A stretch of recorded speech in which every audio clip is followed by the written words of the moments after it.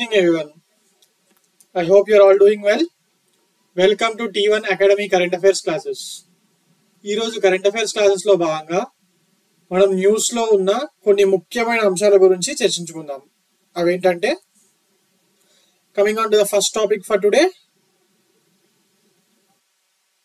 That is India halts flow of రావి river water to Pakistan.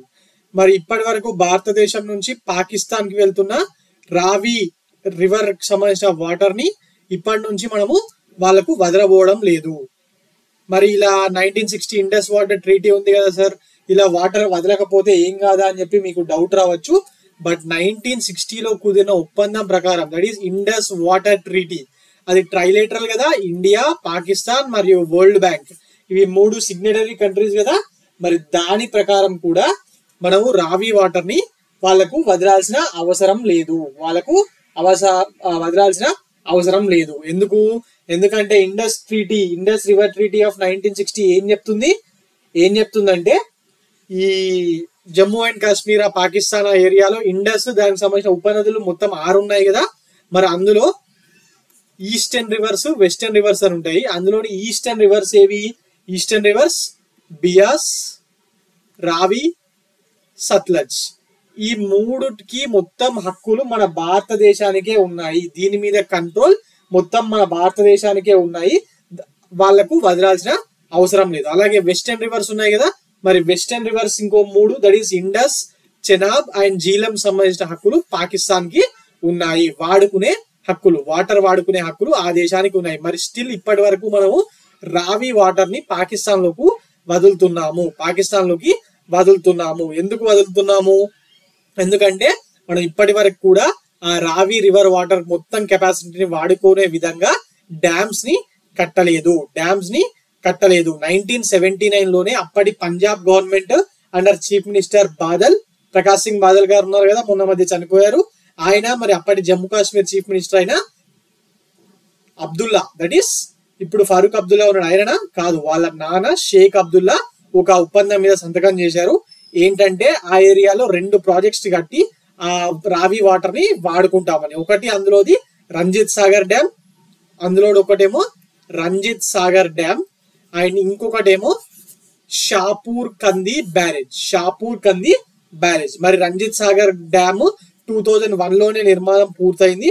But ఈ ఇంకొకటి ఉంది కదా, దట్ ఈస్ షాపూర్ కంది బ్యారేజ్, దీన్ని ఇప్పుడు 2024లో కంప్లీట్ కావడం జరిగింది. దీన్ని 2008లోనే జాతీయ ప్రాజెక్ట్ గా ప్రకటించి 2013లో నిర్మాణ పనులు జరిగిన అక్కడ చాలా ఇష్యూస్, జమ్మూ అండ్ కాశ్మీర్ కదా, సో ఆ ఏరియాలో ఉన్న చాలా ఇష్యూస్ వల్ల ఇప్పటికి కంప్లీట్ అయ్యింది. మరి ఇప్పుడు కంప్లీట్ అయిన తర్వాత దాని వాటర్ ఇప్పుడు మనము మన అవసరాల కోసం, మన ఇండియా అవసరాల కోసము దీన్ని వాడుకుంటున్నాము. దీనిలో ప్రాబ్లం ఏంటంటే 2 స్టేట్ గవర్నమెంట్స్ మధ్యలో ఉన్న ప్రాబ్లమ్స్ వల్లనే దీన్ని కంప్లీషన్ అనేది లేట్ గా అయ్యింది. ఓకే, 2018లో కేంద్ర ప్రభుత్వం 2 రాష్ట్రాల మధ్యలో మధ్యవర్తిత్వం జరిపి ఆ నిర్మాణాన్ని మళ్ళీ మొదలు పెట్టడం జరిగింది. ఎట్టకేలకు ఈ ఆనకట్ట నిర్మాణం, దట్ ఈస్ షాపూర్ కంది బ్యారేజ్ కంప్లీట్ కావడంతో పాకిస్తాన్ కు నీటి ప్రవాహం ఏదైతే వెళ్తుందో వాటర్ ఫ్లో, దాన్ని ఆపాలని చెప్పి డిసైడ్ చేసుకున్నారు. మరి ఆపుతారు, ఓకే. మరి ఆ వాటర్ ని ఏం చేస్తారు? ఏదో ఒక విధంగా వాడుకోవాలి కదా. మరి ఈ వాటర్ ని జమ్మూ అండ్ కాశ్మీర్ లో ఉన్న కతువా అండ్ సాంబా జిల్లాలకు ఈ వాటర్ ని అగ్రికల్చరల్ అవసరాల కోసము మరియు నీటి అవసరాల కోసం, తాగునీటి అవసరాల కోసము దీన్ని వాడనున్నారు. ఓకే, సో ఈ రావి రివర్ ఎందుకు న్యూస్ లో ఉందనగానే మనకి ఏమని గుర్తుకు రావాలి పాయింట్స్? ఒకటేమో షాపూర్ కండి ఆనకట్ట, ఇంకొకటి రంజిత్ సాగర్ డ్యామ్. అప్పటి నుంచి ఇప్పటి వరకు మనము 1979లోనే మొట్టమొదటిసారిగా దీని మీద బ్యారేజీలు కట్టి ఆ వాటర్ వాడుకుందామని చెప్పి అనుకున్నా ఇప్పటికి ఇది కంప్లీట్ కావడం జరిగింది. Okay, so Indus water treaty 1960, అందులో 6 reverse, 3 eastern reverse, 3 western reverse. మరి ఈస్టర్న్ రివర్స్ ఇండియాకి సంబంధించినవి, పూర్తిగా హక్కులు ఉన్నవి తాగునీటి అవసరాలకు, వ్యవసాయ అవసరాలకు వాడుకోవడానికి. మరి వెస్టర్న్ రివర్స్ ఏమో పాకిస్తాన్ కి సంబంధించినవి. ఓకే, ఇండస్ రివర్ ట్రీటీలో ఉన్న దేశాలు ఏంటి? ఇండియా, పాకిస్తాన్ మరియు ఇంకొకటి వరల్డ్ బ్యాంక్. అది దేశం కాదు, but that is also a signatory అందులో. Okay, right. Now coming on to the next topic for today. ఇదండి ఆ డ్యామ్ బ్యారేజ్ ఇందాక మనం షాపూర్ కంది బ్యారేజ్ అనుకున్నాం కదా, ఎస్ ఆ డ్యామ్ కి ఆ బ్యారేజ్ యొక్క ఫోటో ఇది. Okay, right. Now coming on to the next topic for today. That is about Telangana government. Telangana government 6 వాగ్దానాలు చేసింది కదా, 6 వాగ్దానాలు చేసింది కాంగ్రెస్ గవర్నమెంట్ ఎలక్షన్స్ అప్పుడు అభయహస్తం అన్న పేరు మీద. అందులో ఆల్రెడీ కొన్ని స్టార్ట్ అయ్యాయి కదా, మరి ఇప్పుడు ఇంకా 2, అందులో గృహజ్యోతి మరియు మహాలక్ష్మికి ఇప్పుడు శ్రీకారం చుట్టనున్నారు. గృహజ్యోతి అంటే 200 యూనిట్ల దాకా ప్రజలకు ఉచిత కరెంట్ ఇవ్వడం, మరి మహాలక్ష్మి అంటే 500 రూపాయలకే సిలిండర్ ఇవ్వడం. ఈ 2 స్కీమ్స్ ని రేవంత్ రెడ్డి గారు ఈరోజు ప్రారంభించనున్నారు. మరి ఇది ఎన్నికలకు ముందు వాళ్ళు ఇచ్చిన 6 వాగ్దానాల్లో 2టిని అమలు చేయడానికి కాంగ్రెస్ వాళ్ళు ప్రయత్నిస్తున్నారు. మరి అందరికి ఇస్తారా 200 యూనిట్ల దాకా ఉచిత విద్యుత్? లేదు, అర్హులైన గృహ వినియోగదారులకు మాత్రమే. అంటే ఇండస్ట్రీస్ కి లేకపోతే కంపెనీస్ కి బయట బిజినెస్ పర్సన్స్ కి కాదు, ఓన్లీ గృహ వినియోగదారులకు మాత్రమే 200 యూనిట్ల దాకా ఉచిత విద్యుత్ ని ఈ గృహ జ్యోతి పథకం కింద అందజేయబోతున్నారు. అలాగే ₹500కే గ్యాస్ సిలిండర్లు ఇచ్చే పథకానికి మహాలక్ష్మి పథకం అనే పేరు పెట్టి దానికి సీఎం రేవంత్ రెడ్డి గారు ఈ రోజు ప్రారంభించనున్నారు. మరి ఫస్ట్ దీన్ని చేవలలో ఒక సభ పెట్టి అక్కడి నుంచే స్టార్ట్ చేద్దాం అనుకున్నా. ఈ మహబూబ్నగర్ ఎమ్మెల్సీ ఎలక్షన్ కోడ్ వచ్చింది కాబట్టి ఇది సెక్రటరియట్ నుంచే ఈరోజు ప్రారంభించనున్నారు. మరి దీనికి సంబంధించి రాష్ట్ర వ్యాప్తంగా 2 డిస్కంల పరిధిలో ఉన్న 33.8 లక్షల మందికి ఈ ఫ్రీ ఎలక్ట్రిసిటీ అనేది 200 యూనిట్స్ వరకు ఇవ్వనున్నారు మొదటి విడతలో. దాని తర్వాత మళ్ళీ ఇంకేమైనా అడ్జస్ట్మెంట్స్ ఉంటే చేస్తారు. అందరికి ఇస్తారా? ఎస్, ఓన్లీ ఇళ్ళ వాళ్ళకే, బట్ ఓనర్స్ కి ఇస్తారు. అందులో రెంట్కు ఉండే వాళ్ళకు కూడా ఇస్తారు. ఒకవేళ రెంట్కు ఉండే వాళ్ళు ఇద్దరిని ఖాళీ చేస్తే అప్పుడు ఏంటంటే మళ్ళీ వాళ్ళు వేరే ఇంటికి వెళ్ళిన తర్వాత అక్కడికి వెళ్ళి కూడా మళ్ళీ సపరేట్ గా దరఖాస్తు చేసుకోవచ్చు. మరి అలాగే మహాలక్ష్మి స్కీమ్ కి సంబంధించి మొదట గవర్నమెంట్ ఏమనుకుందంటే డైరెక్ట్ గా మీరు మన ఇండియన్ ఆయిల్ అంటున్నారు, హెచ్పి గ్యాస్ వీళ్ళు ఉంటారు కదా, గ్యాస్ ఏజెన్సీస్ వాళ్ళు డైరెక్ట్ గా మనకు సప్లై చేసినప్పుడు మన దగ్గర నుంచి 500 తీసుకోండి, వినియోగదారుల దగ్గర నుంచి 500 తీసుకోండి, మిగిలిన పైసలు మేము ఇస్తామని చెప్పి ప్రపోజల్ పెట్టిరు. బట్ వీళ్ళు ఈ కన్సోర్టియం వాళ్ళు ఒప్పుకోలేదు. ఎందుకంటే దేశవ్యాప్తంగా ఆల్రెడీ వేరేది నడుస్తుంది కదా. ఎస్, ఫస్ట్ తీసుకున్న తర్వాత సబ్సిడీ కొంచెం ఇస్తారు సెంట్రల్ గవర్నమెంట్, అది రిటర్న్ మన బ్యాంక్ అకౌంట్ లకు పడుతుంది కదా. దాన్ని ఒక సపరేట్ గా మీ ఒక్క స్టేట్ గవర్నమెంట్ కోసం చేంజ్ చేయడం కుదరదు. ఎప్పటిలాగానే ఫాలో అవుతాము, వాళ్ళ దగ్గర తీసుకుంటాము, కాస్ట్ ఎంత అవుతాయి అంతా మీరు రిటర్న్ సబ్సిడీ మనీ వాళ్ళకు ఇచ్చేయండి అని చెప్పి వాళ్ళ అకౌంట్ లో పడేటట్టు, మీరు మాకు ఇస్తే వాళ్ళ అకౌంట్ లో పడేటట్టుగా మేము చూస్తామని చెప్పి మాట్లాడడం జరిగింది. సో దానికి ఒప్పుకున్నారు. మరి మనం ఇప్పుడు సిలిండర్ తీసుకుంటే March 1 నుంచి మొత్తం బిల్లు కట్టాల్సి వస్తుంది.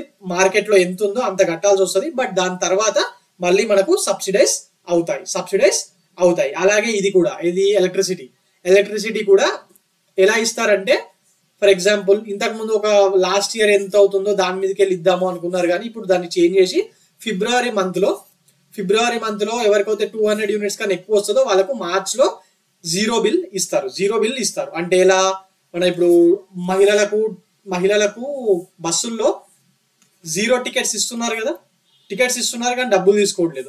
ఇది కూడా అలాంటిదే. మరి ఈ స్కీమ్స్, అభయహస్తం స్కీమ్లు వెరీ వెరీ ఇంపార్టెంట్ అండి. తెలంగాణ ఎగ్జామ్స్ లో ఖచ్చితంగా అడుగుతారు. ఎందుకంటే తెలంగాణ గవర్నమెంట్ స్కీమ్స్ పాలసీస్ అన్న టాపిక్ సపరేట్ గా ఉంది కదా.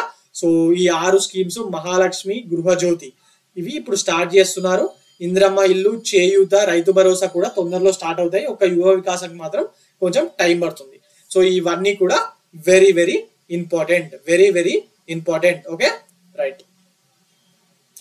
ఈ మహాలక్ష్మికి దీనికి సంబంధించి ఆల్రెడీ 3 రోజుల కిందటనే గవర్నమెంట్ వాళ్ళు ఈ ఆయిల్ కన్సోర్టియం కంపెనీస్ కి డబ్బులు కూడా రిలీజ్ చేయడం జరిగింది. ఈ డబ్బు నుంచి వాళ్ళు మనకు సబ్సిడీ ఇస్తారు. ఓకే, ప్రస్తుతం డొమెస్టిక్ సిలిండర్ గ్యాస్ ఎంత ఉంది? 1000 రూపాయలు నడుస్తుంది కదా.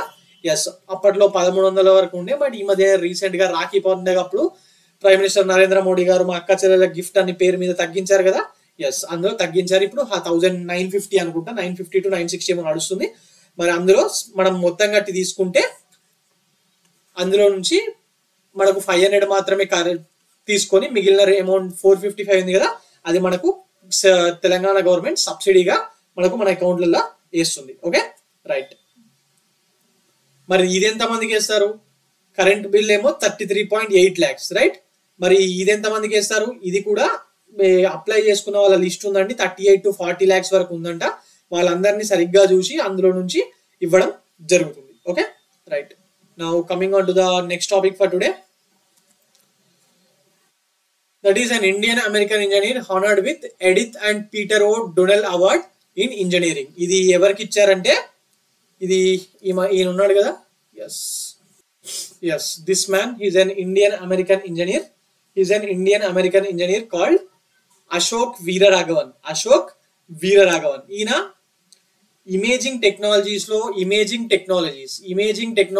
ఈయన చేసిన పరిశోధనలకు గాను టెక్సాస్ రాష్ట్రం, టెక్సాస్ స్టేట్ ఉంటుంది కదా యుఎస్ లో, ఆ స్టేట్ లో అత్యున్నత అకాడమిక్ అవార్డ్ గా పేరొందిన this Edith and Peter oh Donald Award ని ఈయనకు టామ్సెట్ వాళ్ళు అందజేయడం జరిగింది. మరి టామ్సెట్ అంటే the Texas Academy of Medicine, Engineering, Science and Technology. వీళ్ళు ప్రతి సంవత్సరం అత్యున్నత పరిశోధనలు చేసిన వారికి ప్రతి సంవత్సరం ఈ అవార్డ్ ని అందజేస్తూ ఉంటారు. బేసికలీ ఈయన Indian origin research computer engineer. ముఖ్యంగా ఈయన ఇమేజింగ్ టెక్నాలజీస్ లో ఈయన రీసెర్చ్ చేస్తున్నాడు. ప్రస్తుతం ఉన్న ఇమేజింగ్ టెక్నాలజీస్ లో చాలా సమస్యలు ఉన్నాయండి. మన కాంతి, దట్ ఈస్ లైట్ ప్రసరించకుండా అడ్డంకులు ఉన్న చోట మనకు కావాల్సిన వాటిని మనం చూడలేకపోతున్నాం, అవునా? ఎస్, దీన్ని అధిగమించేందుకు ఈయన చాలా పరిశోధనలు చేశాడు, దానికి చాలా వరకు పరిష్కారాలు కూడా కనుగొన్నాడు. సో దానికి మెచ్చి ఈ వాడిని ఇవ్వడం జరుగుతుంది. ఎలాంటి ప్రాబ్లమ్స్ అంటే, ఫర్ ఎగ్జాంపుల్ కారు నడుపుతుంటే పొగమంచు వల్ల కాంతి పడదు కదా, కాంతి సరిగ్గా కనిపించదు. సో అందువల్ల ఏమవుతుంది, ఎక్కువ దూరం మనం రోడ్ ని చూడలేకపోతున్నాం. విజిబిలిటీకి సంబంధించిన ఇలాంటి సమస్యలు వస్తున్నాయి. వాటికి సొల్యూషన్స్ కనుక్కునే విషయం మీద ఈయన చాలా ఎక్స్పెరిమెంట్ చేశాడు. అండ్ ఈయన అశోక్ వీరరాఘవన్, ఈజ్ ఫ్రమ్ తమిళనాడులోని చెన్నై ప్రాంతానికి చెందిన వాడు. Okay, so his name is very very important అండి. Edith and Peter oh Donald award recent గా ఇండియన్ ఆరిజిన్ చెందిన అశోక్ వీరరాఘవన్ గారికి రావడం జరిగింది. ఆ పాయింట్ అనేది చాలా చాలా important. Okay right. Now coming on to the next topic for today, that is జంతు సంరక్షణ కోసము రిలయన్స్ కంపెనీ ఉంది కదా, వాళ్ళు ఒక కృత్రిమ అడవిని ఏర్పాటు చేయబోతున్నారు. ఎక్కడ ఏర్పాటు చేయబోతున్నారు మరి? వీళ్ళు గుజరాత్ లోని జామ్నగర్ లో ఈ కేంద్రాన్ని ఏర్పాటు చేస్తున్నారు. అక్కడ ఎందుకు? వీళ్ళ రిఫైనరీ ఉంది కదా, గుజరాత్ లోనే రిలయన్స్ వాళ్ళకి సంబంధించిన రిఫైనరీ జామ్నగర్ ఉంది కదా, మరి ఆ చుట్టుపక్కల పరిసరాల్లోనే వీళ్ళు ఏర్పాటు చేస్తున్నారు ఇది. ఓకే, ఎవరు ఏర్పాటు చేస్తుంది? రిలయన్స్ ఇండస్ట్రీస్ కి చెందిన రిలయన్స్ ఫౌండేషన్ వన్ తారా. ఓకే, వన్ తారా వాళ్ళు దీన్ని ఏర్పాటు చేస్తున్నారు. ఇది బేసిక్ గా ఒక సమగ్ర జంతు సంరక్షణ మరియు పునరావాస కేంద్రం. ఓకే, ఇది ఒక జంతు సంరక్షణ మరియు పునరావాస కేంద్రం. ఇందులో ఎవరికి ఉంటుంది? ఈ కృత్రిమ అడవిలో ఎవరిని పెడతారంటే, ముఖ్యంగా గాయపడిన జంతువులు వాటిని రక్షించడం, వాటికి చికిత్స అందించడం, వాటి సంరక్షణ మరియు పునరావాసం కోసం ఏర్పాట్లు చేయడం దీని యొక్క ముఖ్య ఉద్దేశం. ఇది ఎక్కడ? గుజరాత్ లోని వాళ్ళ రిఫైనరీ ఉందని చెప్పాను కదా, ఆ ఏరియాలో ఉన్న గ్రీన్ బెల్ట్ లో ఒక 3000 ఎకరాల విస్తీర్ణంలో 3000 ఎకర్ విస్తీర్ణంలో దీన్ని ఏర్పాటు చేశారు. ముఖ్యంగా ఈ వంతారను కృత్రిమ అడవిగా మనం భావించవచ్చు. Okay, artificial forest. దీంట్లో జంతువులు నివసించేందుకు సహజ రీతిలో కొన్ని వసతులు కల్పించడం జరిగింది. ముఖ్యంగా ఏనుగుల కోసం. ఇక్కడ ఏనుగు పిక్చర్ ఉంది కదా, ఎస్, ముఖ్యంగా ఏనుగుల కోసమే ఒక 25,000 స్క్వేర్ ఫీట్స్ విస్తీర్ణంలో ప్రత్యేకంగా ఒక ఆసుపత్రి కూడా కట్టారంట. ఇది ఏనుగుల కోసం కట్టిన ప్రపంచంలోనే అత్యంత పెద్ద ఆసుపత్రి. మరి వంతారా వాళ్ళు IUCN ఉంది కదా, IUCN that is international union for conservation of nature and world wild life fund for nature వంటి సంస్థల్లో వాళ్ళతో జత కట్టి దీన్ని మేనేజ్ చేయడానికి ప్రయత్నిస్తున్నారు. ఇందులో మనకి ఇంపార్టెంట్ టాపిక్ ఏంటంటే, గుజరాత్ లోని జామ్నగర్ లో కృత్రిమ అడవి ఏర్పాటు చేసిన ఆర్గనైజేషన్ ఏది అని అడగచ్చు. రిలయన్స్ వాళ్ళకి సంబంధించింది కాబట్టి very very important. Okay right. Now coming on to the next topic for today, that is NITI Aayog news లో ఉంది. మరి నీతి ఆయోగ్ సంబంధించిన ఒక రిపోర్ట్ ఇంకా రిలీజ్ కాకుండా దానికి సంబంధించిన ఇన్ఫర్మేషన్ ని నీతి ఆయోగ్ సిఇఓ అయిన బివిఆర్ సుబ్రహ్మణ్యం ఈయన ఎక్స్-ఐఏఎస్ ఆఫీసర్. మరి ఆయన నిన్న చెప్పడం జరిగింది. దాని ప్రకారం ఆయన ఏం చెప్పాడంటే ప్రస్తుతం ఉన్న దేశ జనాభాలో పేదల సంఖ్య 5% కన్నా తక్కువకు చేరుకుంది అని చెప్పి మరి నిన్న ఈయన తెలియజేయడం జరిగింది. మరి ఎలా తెలిసింది? ఇది నేషనల్ శాంపుల్ సర్వే ఆర్గనైజేషన్ ఉంది కదా, వాళ్ళు చేసిన సర్వేలో ఇది తేలిందట. బట్ ఆ రిపోర్ట్ మాత్రం ఇప్పటివరకు ఇంకా బయటకు రాలేదు. ఒకసారి అది బయటకు వచ్చిన తర్వాత దాంట్లో ఉన్న ఇన్ఫర్మేషన్ మొత్తాన్ని మనం డీటెయిల్డ్ గా మాట్లాడుకుందాం. అండ్ అలాగే ఆయన ఏం చెప్పాడంటే దేశంలో ప్రజల తలసరి గృహ వినియోగ వ్యయం కూడా చాలా ఎక్కువగా పెరిగిందని, ప్రజల తలసరి గృహ వినియోగ వ్యయం కూడా చాలా పెరిగిందని చెప్పి ఈయన తెలియజేయడం జరిగింది. మరి దీనికి కారణాలు ఏంటి? దీనికి కారణాలు ఏంటంటే పేదరిక నిర్మూలన కోసం సెంట్రల్ గవర్నమెంట్ అనుసరిస్తున్న విధానాలు దీనికి ఒక ముఖ్య కారణం అని చెప్పి ఆయన తెలియజేయడం జరిగింది. ఓకే, ఈ ఆదాయం మరియు కొనుగోలు శక్తి మనం ఎంత అయితే కొంటామో మన ఆదాయము ఇదంతా 5% లోపే ఉండడం, దట్ ఈస్ పావర్టీ లెవెల్స్ అనేది ఒక దేశానికి సంబంధించి 5% లోపే ఉండడం అనేది చాలా గొప్ప విషయం అని, ఆర్థిక వ్యవస్థకు పురోగతికి ఇది అద్దం పట్టే ఒక సంకేతం అని చెప్పి ఆయన నిన్న తెలియజేయడం జరిగింది. అలాగే దేశంలో గ్రామీణ మరియు పట్టణ ప్రాంతాలకు చెందిన ప్రజల కొనుగోలు శక్తి ఉంటుంది కదా, అది 2.5 టైమ్స్ పెరిగిందంట. అది 2.5 టైమ్స్ పెరిగిందంట. ఓకే, అలాగే ఈయన ఏం చెప్పాడంటే మరి గ్రామీణ పట్టణ ప్రాంత ప్రజల జీవన స్థితిగతుల్లో అంతర్యం అనేది తగ్గుతుందని చెప్పాడు. మరి మనకైతే జనరల్ గా రూరల్ అండ్ అర్బన్ లో ఇప్పటికీ పెరుగుతున్నట్టే కనిపిస్తుంది కదా. ఎస్, బట్ ఈయన రిపోర్ట్ ప్రకారం మాత్రం అదే వచ్చిందని చెప్పాడు. సో ఆ రిపోర్ట్ వచ్చిన తర్వాత అసలు ఏంటి అనేది మనకు తెలుస్తుంది. మరి ఆయన చేసిన కమెంట్, ఆ రిపోర్ట్ ఎవరు చేశారు, నీతి ఆయోగ్ అనే పాయింట్ మనకు very very important. Okay, right. Now coming on to the next topic for today, that is Pakistan news లో ఉంది. పాకిస్తాన్ సంబంధించిన మేజర్ ప్రావిన్స్ పంజాబ్ కదా, ఆ పంజాబ్ కి చీఫ్ మినిస్టర్ గా మన నవాజ్ షరీఫ్ గారు ఉన్నారు కదా, ఆయన కూతురు మరియం నవాజ్ ఎలెక్ట్ కాబడింది. And she is become the first women chief minister of Punjab, first women CM of Punjab. మరి ఆమె ఏ పార్టీ తరపున అవుతున్నారు? ఆమె పాకిస్తాన్ ముస్లిం లీగ్ పిఎంఎల్ నవాజ్ ఉంది కదా, ఆయన వాళ్ళ ఫాదర్ పెట్టిన పార్టీ, అందులో నుంచి ఆమె చీఫ్ మినిస్టర్ కావడం జరుగుతుంది. మరి ఈమె ఆల్రెడీ ఆ పాకిస్తాన్ ముస్లిం లీగ్ నవాజ్ పార్టీకి ఉపాధ్యక్షురాలుగా కూడా ఈమె వ్యవహరిస్తున్నారు. రీసెంట్ గా పాకిస్తాన్ లో ఎలక్షన్స్ అయినాయి, బట్ స్టిల్ ఇంకా ప్రధానమంత్రి డిసైడ్ కాలేదు కదా, కొంచెం గొడవలు జరుగుతున్నాయి. బట్ సీట్ షేరింగ్ అగ్రిమెంట్ అనుకోండి, ఏమైనా అనుకోండి, బట్ వాళ్ళ తమ్ముడు ప్రైమ్ మినిస్టర్, వాళ్ళ కూతురు సీఎం అనే దాని మీద ఒక రకంగా ఒక డిసిషన్ జరిగి ఈమెని సీఎం గా కూర్చోబెట్టడం జరిగింది. Okay, right.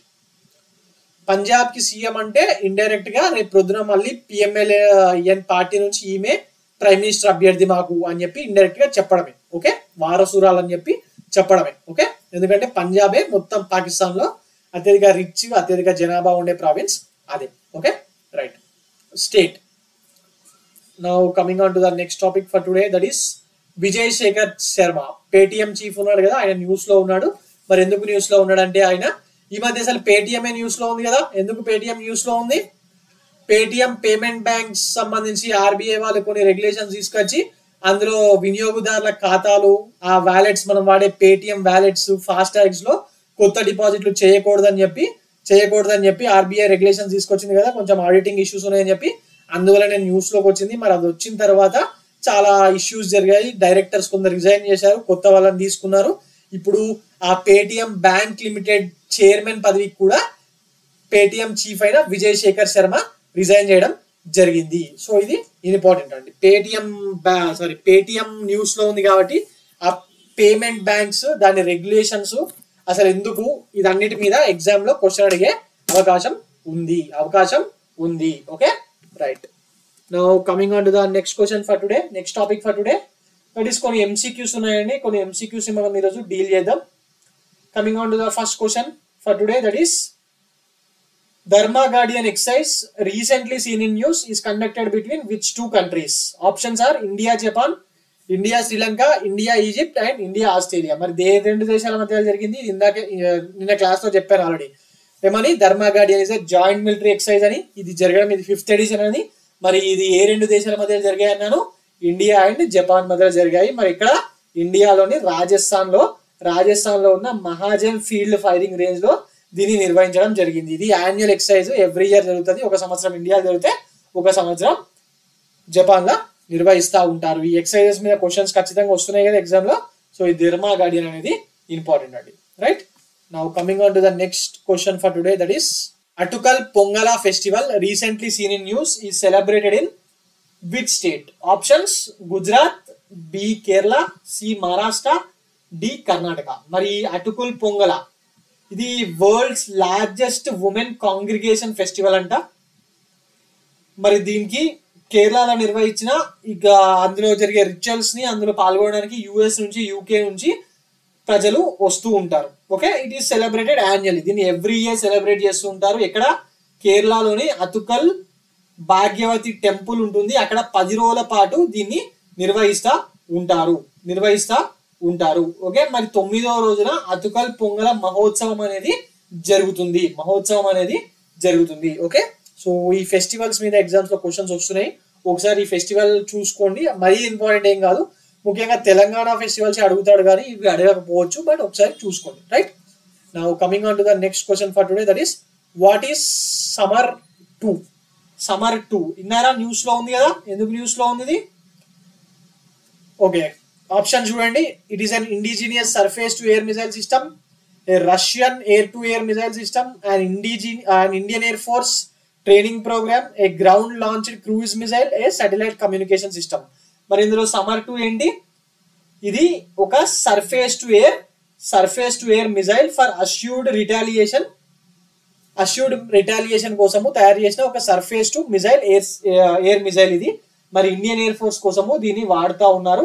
దీన్ని ఇంతకు ముందు ఉన్న Russian air to air missile కి కొన్ని చేంజెస్ చేసి, కొన్ని ఇన్నోవేషన్ చేసి, ట్రాన్స్ఫార్మ్ చేసి దాంట్లో నుంచి దీన్ని తయారు చేయడం జరిగింది. సమ్మర్ 2 అంటే this is a indigenous surface to air missile system. Okay, so ఇదండి ఈరోజు current affairs. For more current affairs like this, please visit T1 Academy and also please subscribe T1 Academy. Thank you.